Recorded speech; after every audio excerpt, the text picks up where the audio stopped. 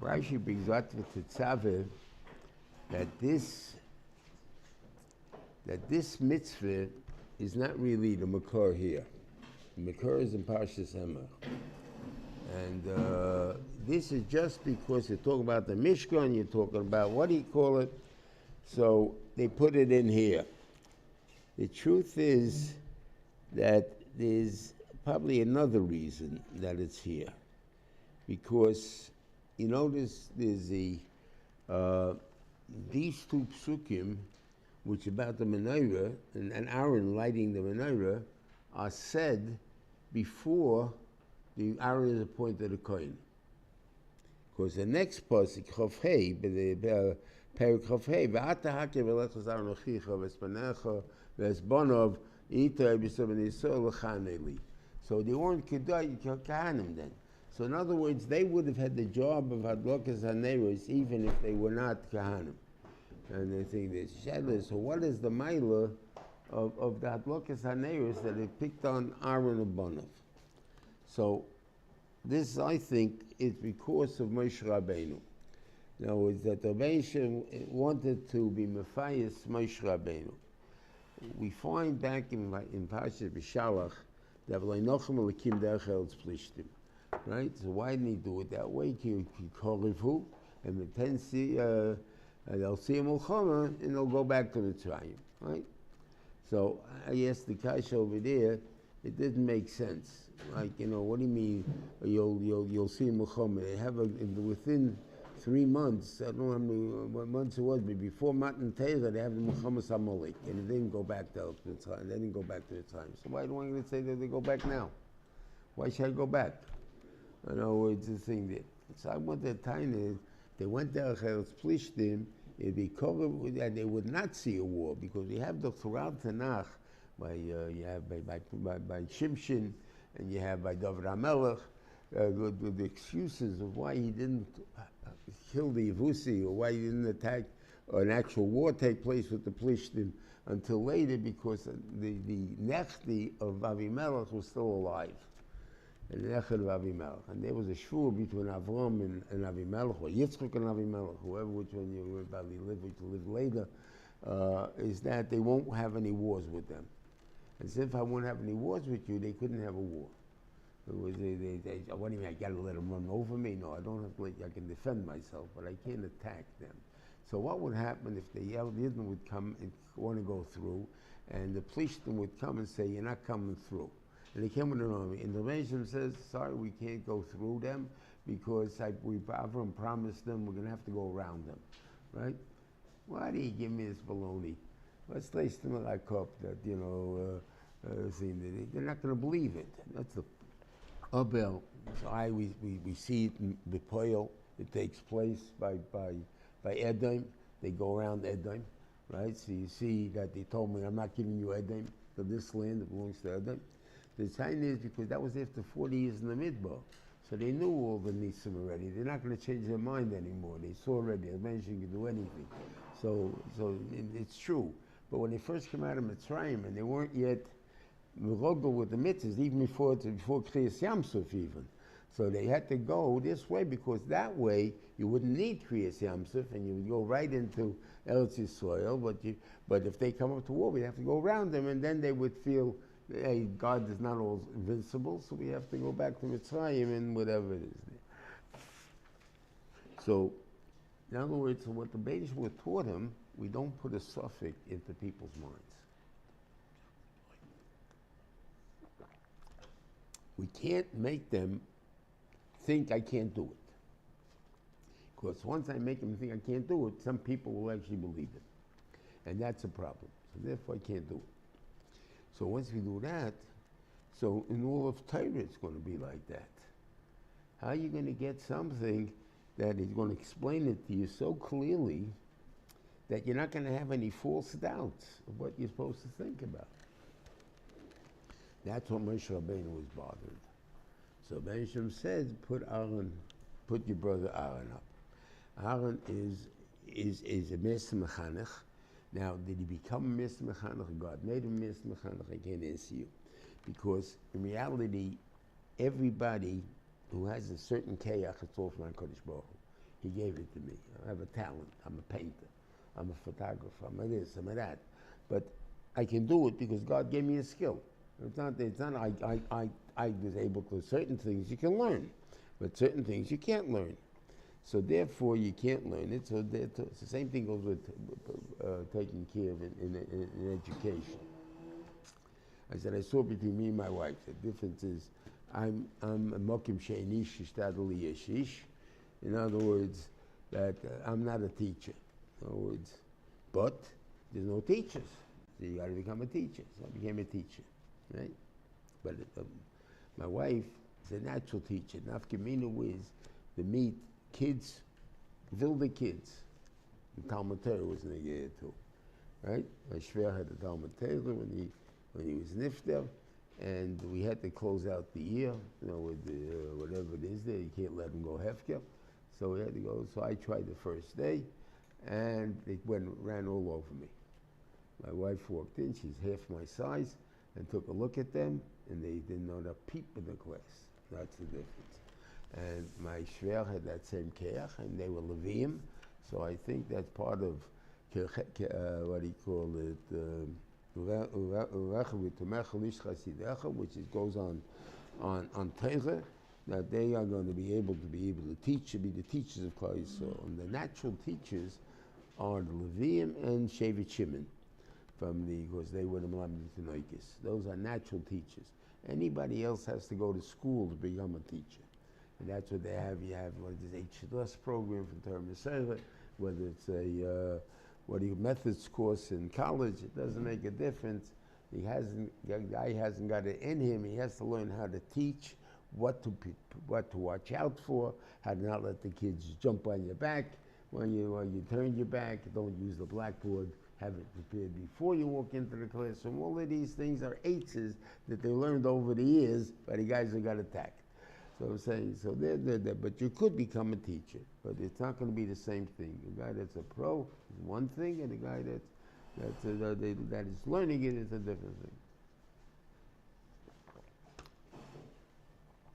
So I think that's what he wanted him to have on. So he told them, so what are you going to do? We are going to put in Shemen Zayizoch. The menorah is what reflects Torah. In other words, that's a symbol for Torah. So the oil that we're going to use are oil that have no shmorim. The shmorim it clouds up the thing. Now, I'm not telling you it's a better oil. The other oil may burn just as well. The other oil may taste better because for the no kapeda, for menachas and stuff like that, you use any oil for that. So we purify it by taking out and the thing like that. So the union of Shemen Zayizoch is that it should be that you don't have to take out. That's since an olive does not have natural juices. I mean, it has juices, obviously. You make oil from it, so it has juices. You have apple juice, right? I'd like to see you squeeze an apple and get juice out of it, right? It doesn't happen. You may eat an apple and the juice will be running down your face because it was a juicy apple. But l'maisa, you can't squeeze it out, right? How do they make apple juice? How do they make olive oil? They grind it, they shave it a little, they rub it, they press it. It's called an olive press. It's an olive press. They press it, and so which will come out pure is that first drop of oil. That's all you're going to get from each olive. It's one drop of oil. And you need it every day with a tremendous amount of oil. And the thing there, but that's what you need from an olive oil. This is what they call what they call it, virgin olive oil or virgin olive oil. They don't mean this.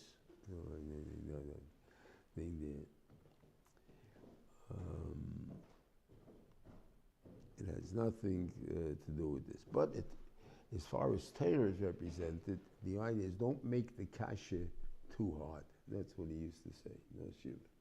What do you mean? Sometimes they have a kasha that's an obvious kasha. Okay, an obvious kasha, I don't have to make it hard. It's hard. So therefore, whatever teretz I come up with, people will accept. It's not a point, or they won't accept it. Whatever it is, it'll apply by the kasha. It won't make a question into the learning. But what happens if you don't hear a kasha? You know, sometimes the Talmud sitting there and the health it. So the Rebbe wants to make sure he holds the kasha. Says, you don't hear the kasha? No chamo. This and this and this thing. The guys who don't hear it. I don't hear the shvelkeit. It's not hard. Thing there. But the Rebbe keeps pushing it and pushing it. Finally, the Talmud says, okay, I hear Taki. I hear the kasha. Okay, I hear the kasha. Okay, what's the answer? So the Rebbe gives the answer. That's the answer for this kasha? If the kasha is a kasha, the answer is no answer. So what I did now is create a doubt in the Talmud. He didn't have a doubt. It was all pushed him, the sugya. I made him a shvela sugya, and I didn't take away the problems from it. So the thing is, you have this. So what happens like if you hit such a sugya? What are you supposed to do? I have no answers on the Gemara. Let's be practical. I've got a lot of kashas. I don't know what's pshat. And how am I going to answer it? Without making the doubts bigger than the answers. So there, the answer is, sometimes you give an answer that will cover 20 questions, right? You'll answer those questions at that time. In other words, and this teretz also is mataretz this and this kasha, right? I didn't emphasize the kasha. I didn't emphasize the thing. The guy will ever think of the kasha, he'll say, oh, the Rebbe told me this, and this is a teretz for that kasha. Right? How's it answer the kasha? How's it this? I have to sit down now and learn the sugya. Maybe then I'll have a problem, but then I'll say, oh, so the Rebbe made it tell you, so it wouldn't bother him any that much. But the beginning, it won't help it. But he won't bother. That's the main thing. We can't make doubts, especially when it comes to hashkafas. It comes to learning kasha Abaye Rava, it doesn't make a difference. Abaye Rava, it's a big deal. So you don't understand it. But when it comes to hashkafas of das lakim and each and you give likrim, the things of that sort with is in yenim of I have to be clear of what I hold. Not something that it's dangerous to put in doubts.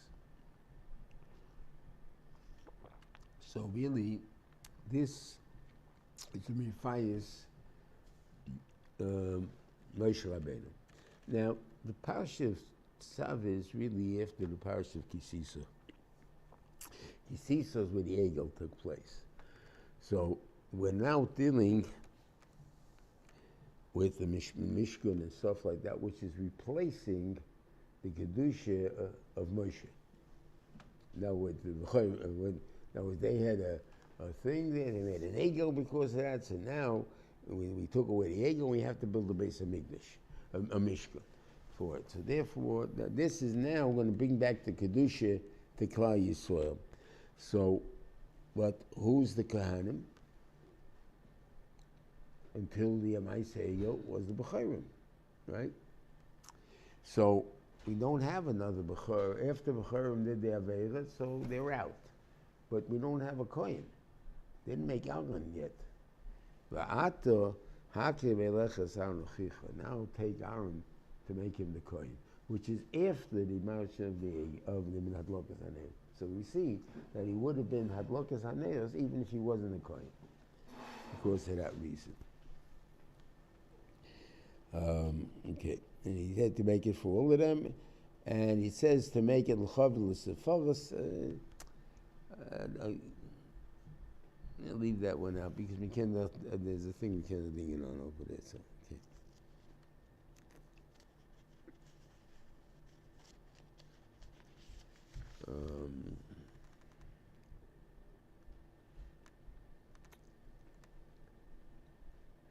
It's interesting that in the case of the names of Bnei Yisrael, had to go on the Choshen, had to go on the Miluyim, the Avnei Miluyim, and on the Avnei Shoyam. Now the thing there, we never had a Havamina, or not going to say a Havamina.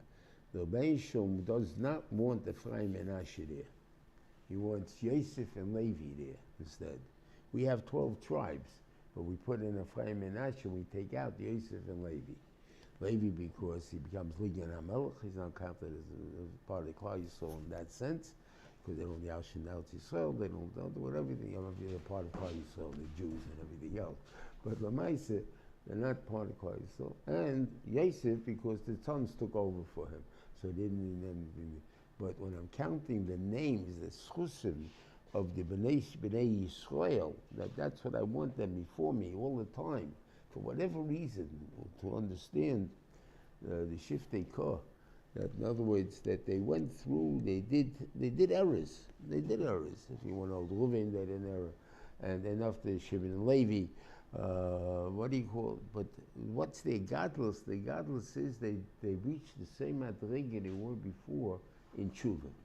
Now, with normally a person does tshuva, you have that feeling about him. I don't trust him the same. Something like that, right? You don't feel the same about him. You did tshuva, fine. But to be able to really do tshuva where the person feels secure in your tshuva, like the thing there, that's a hard thing. That is shiftei kah. In other words, you can make mistakes, you can do things, but even when you finish doing them, you can get back to the same matzah you were before you were chayte. Then that's a geisa madriga. Only shiftei kah we find that by. The way you call it. And therefore, that's their big union of having them. It could also be the derech avodah, could be, our davenings are strange. We daven Ashkenaz, we daven Sfard, we daven this. Originally, there were 12 or 13 different Shemoneh Esrei in the world. That every Shevet daven differently than the other Shevet. They're different few. The question that why they hold one is better than the others is which one incorporates more of the Shiftei Kah in one davening. And the thing that that's where you have the problem. And the Indian, like the Shiva holds, you can change from Sfard to Ashkenaz, but you can't change from Ashkenaz to Sfard.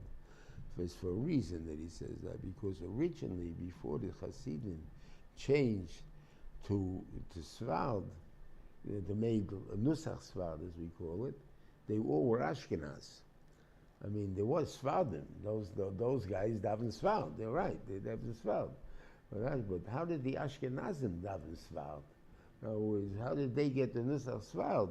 That they changed and that they weren't supposed to do. So if they did it, so they're there. But if I come back, I come back. But to go to there, since you have a Nusach that's from way back, you can't go to take a different Nusach and stuff like that. So that's what the union of, you can go from Ashkenaz to Sfard, or you can go from Sfard to Ashkenaz, from Ashkenaz to Sfard. But that's talking about not Sfardim. Sfardim can do whatever they want. And it's really the Eidos HaMizrach have even a different Nusach than the Sfardim have. And stuff like that. Is that from where it is? I can't answer that. I don't, there's things that were lost, I guess, in the things where they hung out. When they went to Europe after Rome, the defeat of Rome, when Rome captured Beis HaMikdash, destroyed the Beis HaMikdash, and captured him, they came into Europe. When they came into Europe, they came into two places. Rome-controlled Gaul, which is France, and they also were up around Spain, around that area. So they had this whole thing, those areas. So the Jews settled wherever they came into, and they settled all over the place, and whatever it is there. So you had the ones who were in the other countries, Bavel, Persia, Iran, these are the Eidos HaMizrach, parts of Syria, Taimon, those are the Eidos HaMizrach. Those people never came back for Bayis Sheni. In other words, but they didn't come back to do korbanos. Yeah, they were illegal. They would come like we do now. So a guy goes, "Oh, I'm going out to Sof for Yontif." Okay, good. You're illegal. That's all you're doing. You're not living there. I don't care if you have an apartment there or not. You're living here. You're making your money here. You're not living over there. All the excuses you're going to give me, you're not there, right? So, And the excuse the guy gives, what do you want me to do? I get so much money for renting out my apartment there. I'm not going to rent out my apartment. Of course I'm going to rent out my apartment. So, you have no idea what Yontif brings in on a decent apartment. I'm not talking about, Okay, so the idea is that they didn't come back. So they had their nuschoyes, whatever they had at that time, and they kept those nuschoyes, and they're different than Svad, and they're different than Ashkenaz. They are different things. The benching is different. Everything is different about it. Sometimes it's the funny thing I have upstairs, different collections from Chassanas, they give you benching. Some have, and sometimes they leave out the Pashto one, the regular benching they don't have. They'll give you the Egis Hamidrach, they'll give you with the real Svalin. What about what we have at the bench? They don't put in, It's not, what do you call it? Okay. So anyway, the tzaddikim is the Bnei Yaakov. That's the point.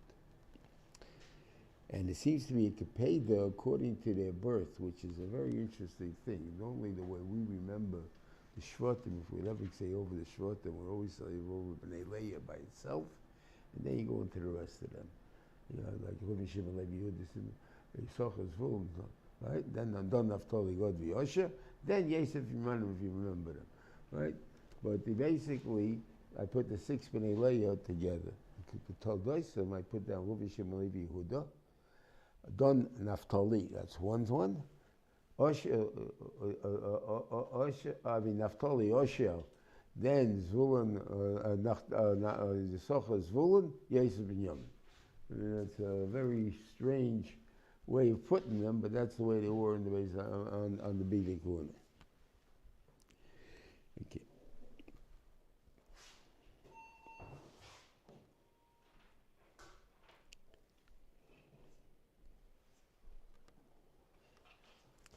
These are different ways they did these things. Okay.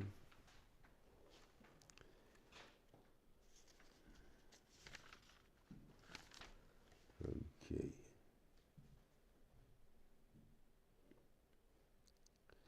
Now, the tzitz. Okay.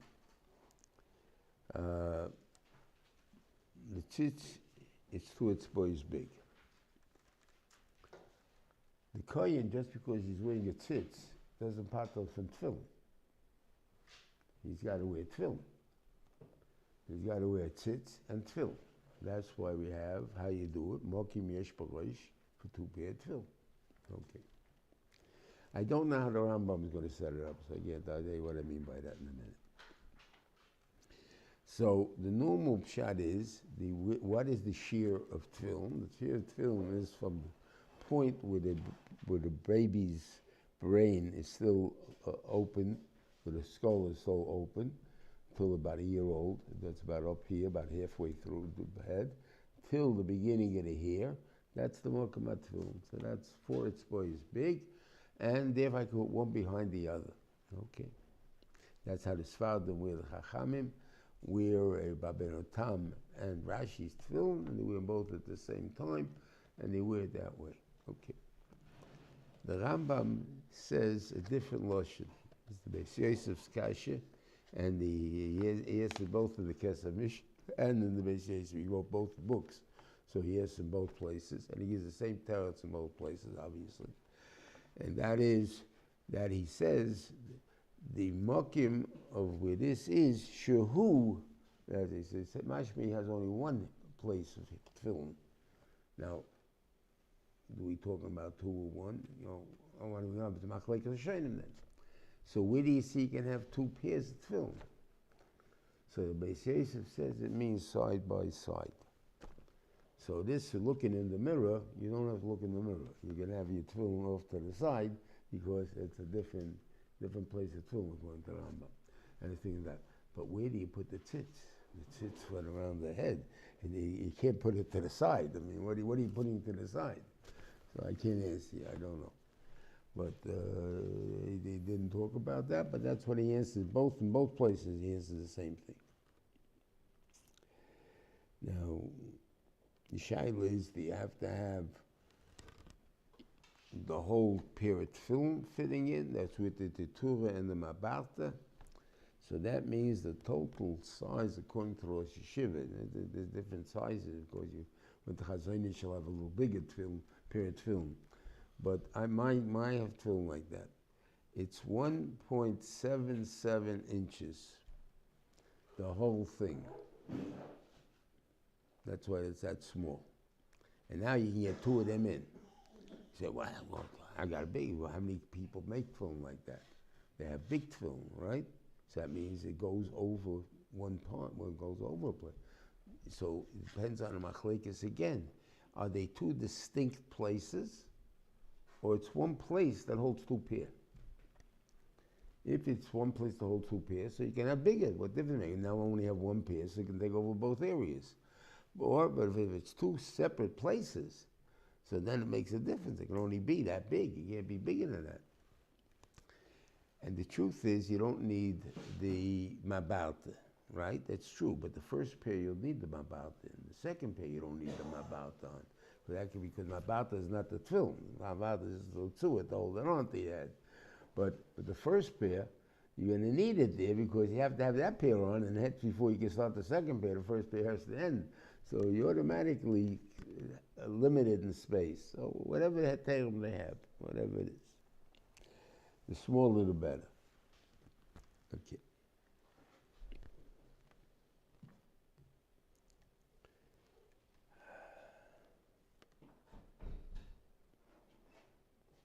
Yeah. Then it tells you that they had to bring korbanos in order to make them roy for the avodah.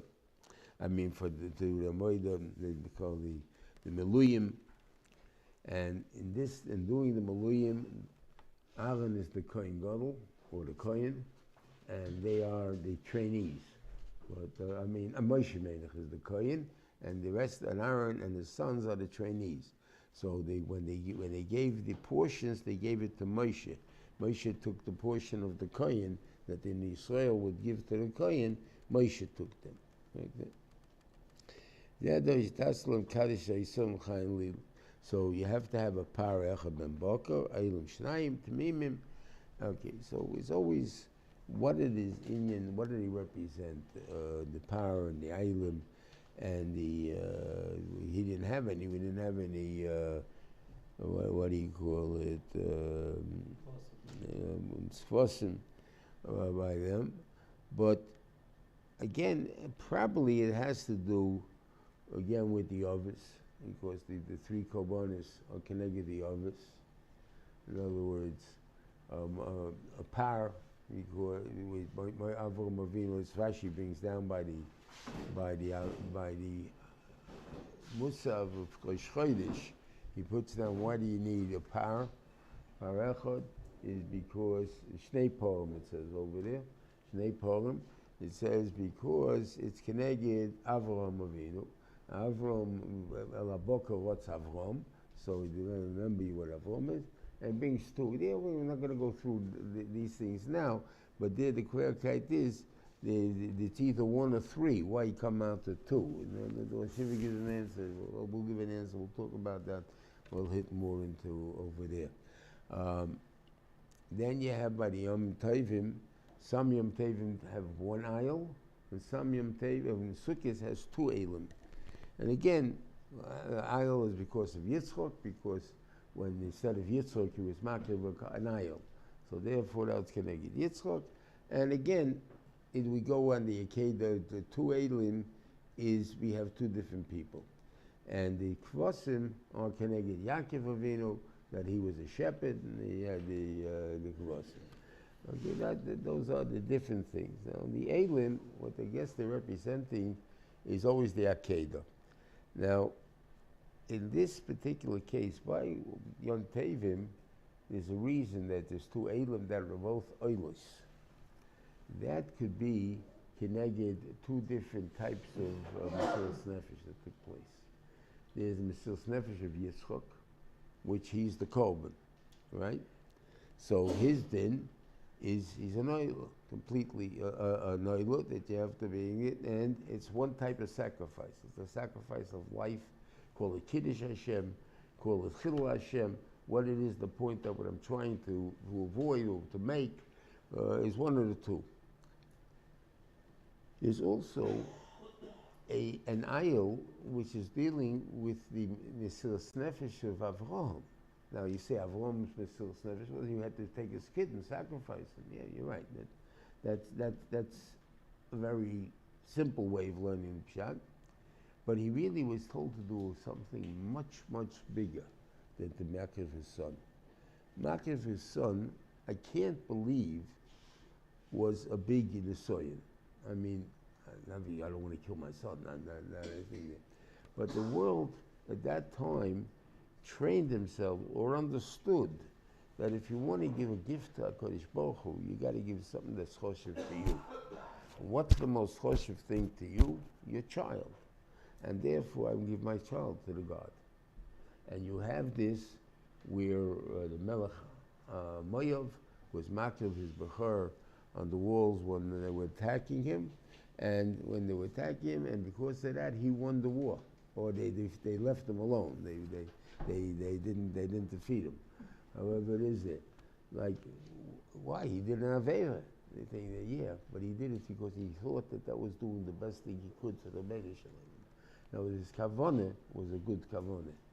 So obviously to reach that kavanah, that to give the best thing that I have to God, that shouldn't have been too hard. So what is his nisoyin? I want to tell you something which I thought about quite a lot, and I think that's the biggest nisoyin in the world. He must have preached that human sacrifice is also. And now he's going to bring his son as a korban. That means I'm saying I'm the biggest liar in the world. Everything I said till now is sheker. I said that you want to be an Oved Hashem, you don't bring human sacrifice. Now I'm saying you bring it. So everything, I can't trust anything you say. So how are we going to serve God according to you?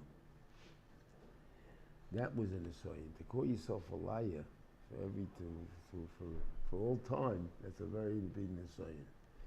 You know, to call yourself holy, that's not so bad. But to call yourself a liar, that's a very big nisoyin. So that was his own nisoyin. That's how I normally learn what the two elam are. Over here, I think they're different because only one is an oila and one is going to be a shlomim. So I think the difference is in the type of dedication the Rebbeinu Shalom wants from you. An oila is a dedication that you finished. In other words, completely for God, and that's it. There's nothing here, we burn you up, you're dead.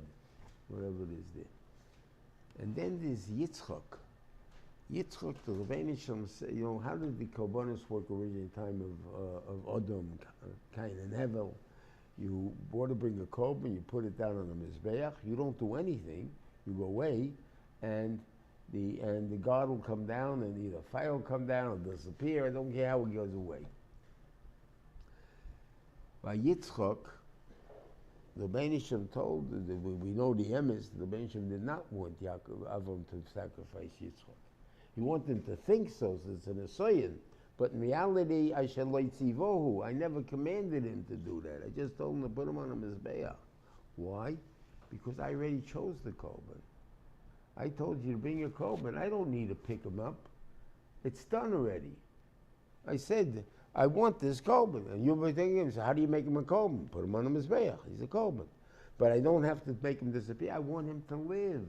I want him to live a life as an oila tamima. That's what I want. I want him alive. I want to shlom him. I want a thing that it's constantly there. Not that he disappears. That's the second dedication and what a kohen has to have, really, and so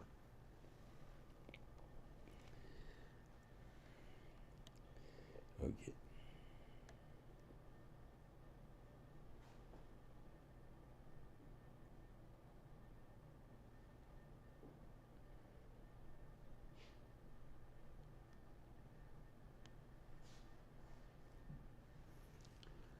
Just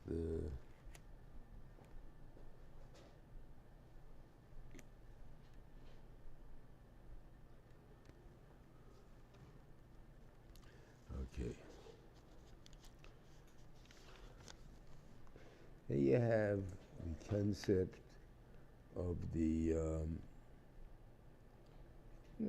then the case of the mitzvah of the Talmud is here. You have to bring two Talmidim. One in the morning, one in the afternoon. The definition, why two? Why not one? So an oila, we describe, and Yikra will go more into it, but basically an oila is a korban, or is a maisa, is an action of showing how much you believe in HaKadosh Baruch Hu. In other words, I can say a lot of words. I believe in God, everything is from God. Everybody says it all the time. And yet, everybody's faced, when something happens, they make a big decision, and the heart's clapped. Why is the heart's clapping? You say you trust in God. God's going to give you everything. So why are you clapping the heart? Because I don't believe in God. Okay? So that's a simple way of putting it. But we all have that fight with ourselves, whatever you want to call it. That's when you're speaking. What's a korban? The korban oila is, I believe everything that I have is from God. How do you prove it with an oila? I am going to take an animal that's worth as much as what I consider is a hefsid. Now, everybody in the world is different in that. In other words, some people would consider $100 a hefsid, $1,000 a hefsid, whatever, $10,000. Now, I don't care if you're a billionaire. There's a certain amount of number that's going to be called a hefsid.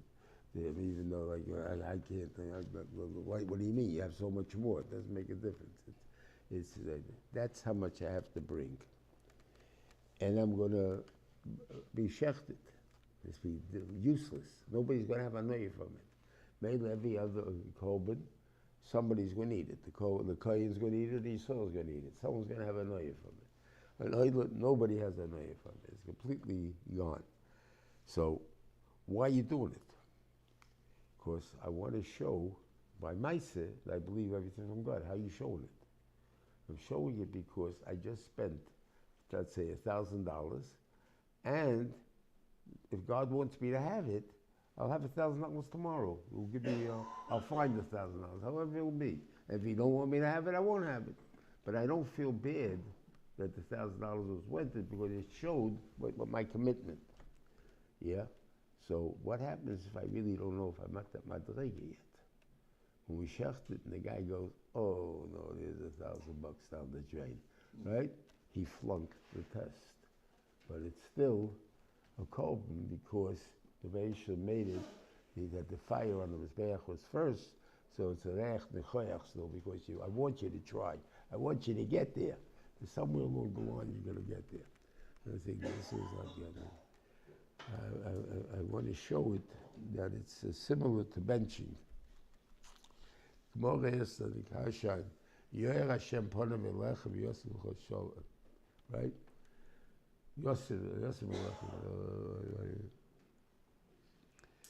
What is Yosef?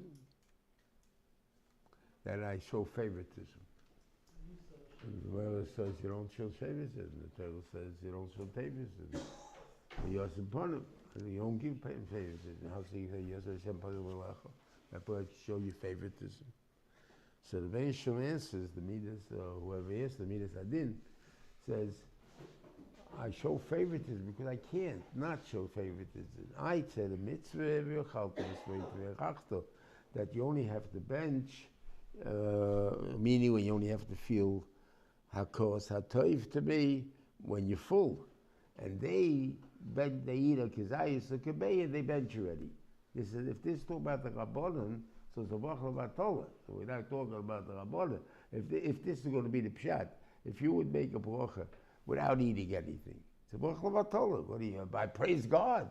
You know, you may praise God, hype this morgan, but there's no in the sukkah, only on food.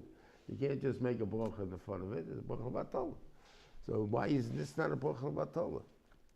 So I say that what it means is going on. This has to be with the whole sugya of how a cotton is made gadol and the whole pshat and the gemara.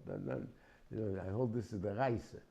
That means with the Raisa, the Torah demands only hakoras hatoiv for being full. But there are people in the world, not all the Bible, not everybody, but there are people in the world that feel hakol satayv, they get even a kazayis.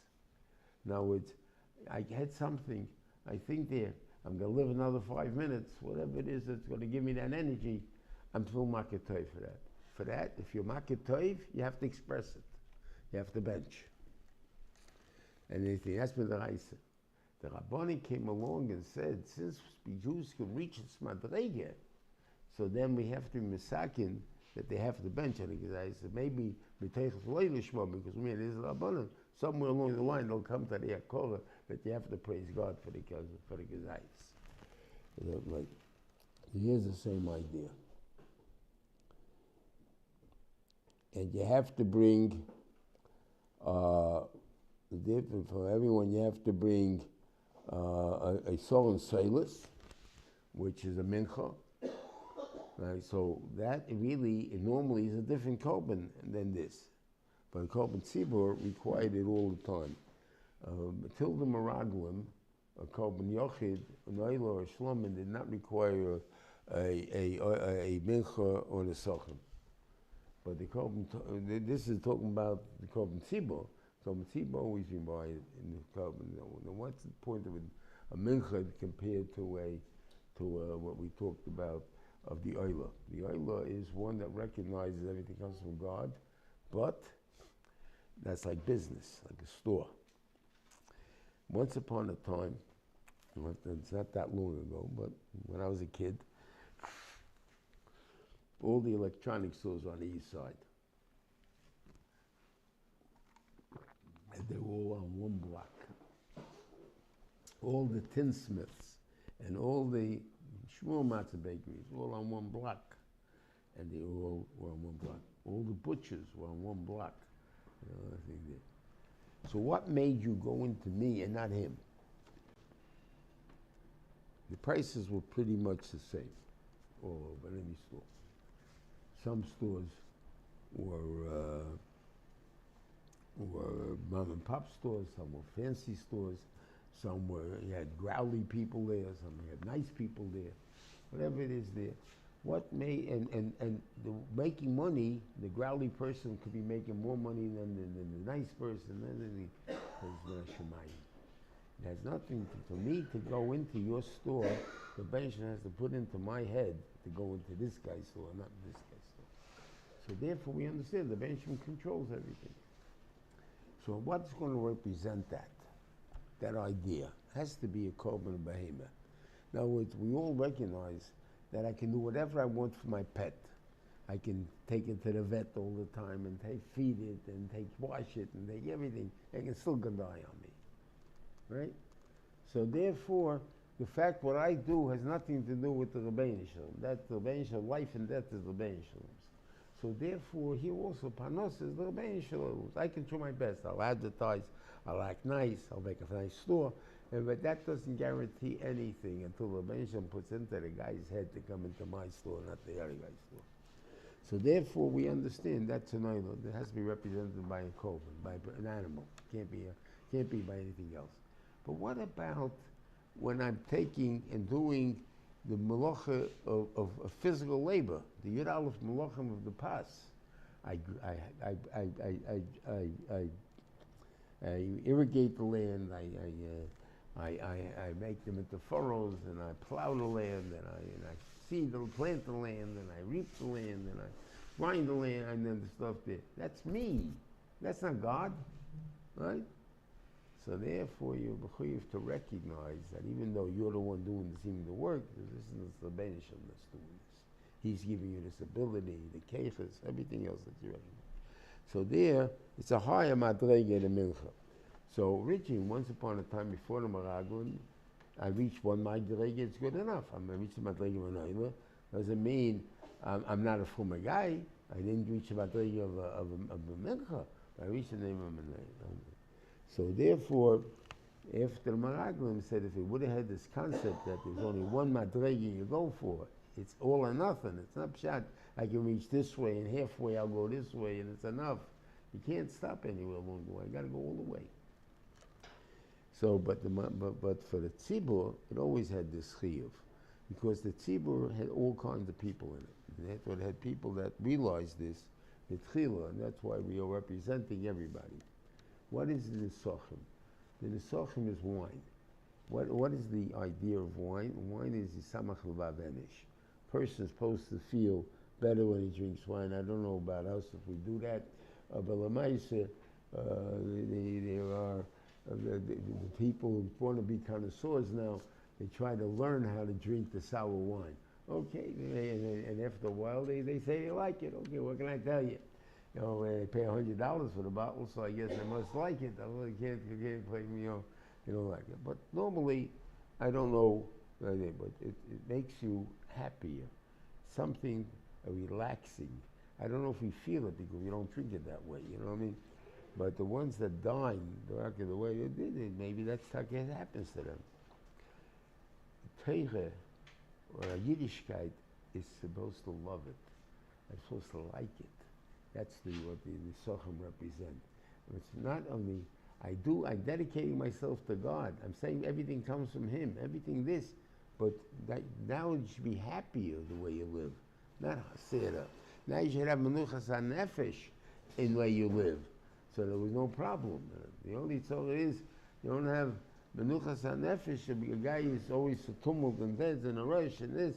He hasn't got a menuchas hanefesh. Trusting your God is supposed to give you that menucha. The trust is this, that I'm not fazed by anything, because I got a God. He'll take care of me. I don't have to worry about it. That's the point. So I say, and once a year, by Sukkot, we put it, Mayim is in the Sukkot. You got to realize, ultimately, it's life itself. It's not just something that give me enjoy it. You know, it's a harevno. You know, it's not only harevno, it's life itself. The thing over there.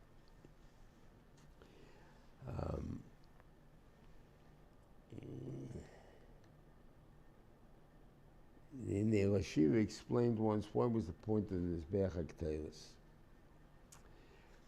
It's supposed to represent in a way the relationship between a Talmud and a Rebbe. The only organ or sense, if we want to call it, that's merochik.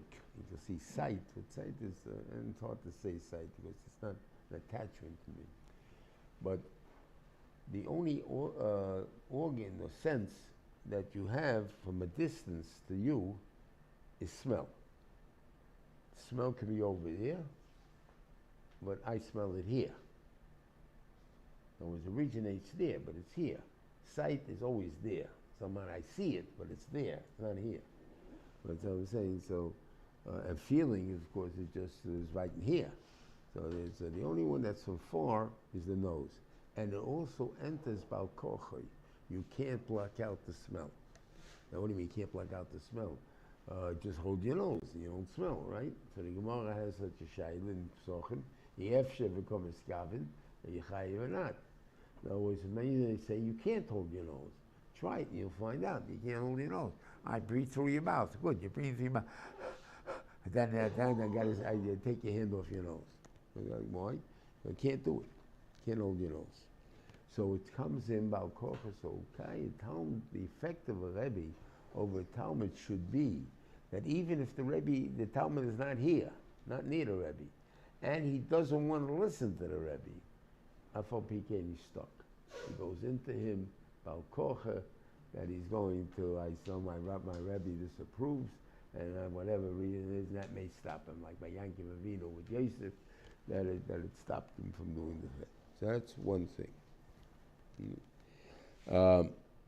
That's what he learned, okay. And therefore it makes sense why the timing of the Haktorah on the Mizbeach of the Ketores is twice a day, V'hativa is haneros and v'hadlikus is haneros.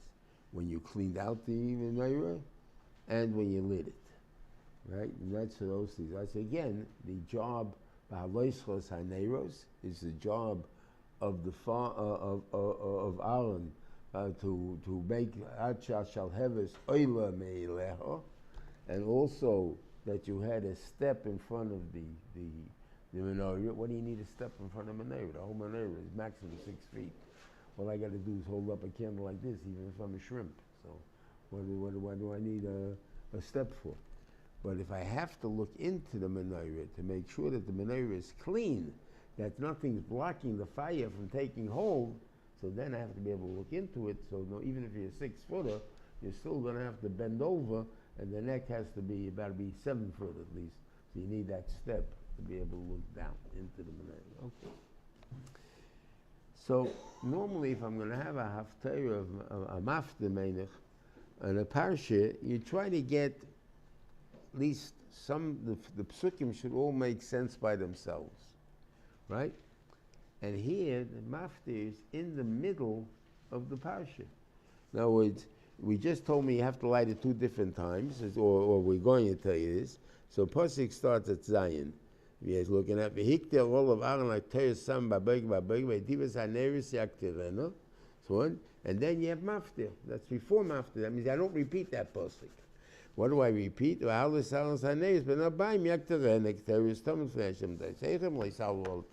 we're talking about the menay, about the mizbeach and connected the menay. So you should bring in that other pasuk. Why are you leaving that pasuk out? So this is what I saw by the Rosh Hashiva Zatzal. This is Yolzat and Yolzat Hashem coming up, and Sunday night, and this is what happened when we went up to go to Eretz Yisrael, that there was a machlekes between Ben Yerushalayim and Bnei Brak. They kept calling me because I was the one that was going. I don't know if that, or maybe they had my number. That's about all I can think of. That was incident. I didn't have a cell phone then. It was only a landline. So I remember having the phone calls. Yerushalayim is telling me the Levayim must be at night. Okay. They didn't really tell me why at that time, but the Levayim must be at night. And I got calls from Afshach and others in Bnei Brak. Levaya cannot be at night. It must be in the daytime. But night is a sakona. And we saw the Maisa when Avozna was his Levaya, 2 people were killed. So therefore, you see, it's a sakona. It's night, it's no lights, no what do you call, people trip on things, and they trample them, and then they're dead. So it's a sakona. Okay? What are you going to do? You come to Eretz Yisrael, you're going to have a tug of war over there. I had no idea what's going to happen. Who called from Shalayim? Huh? Who was the one in Shalayim?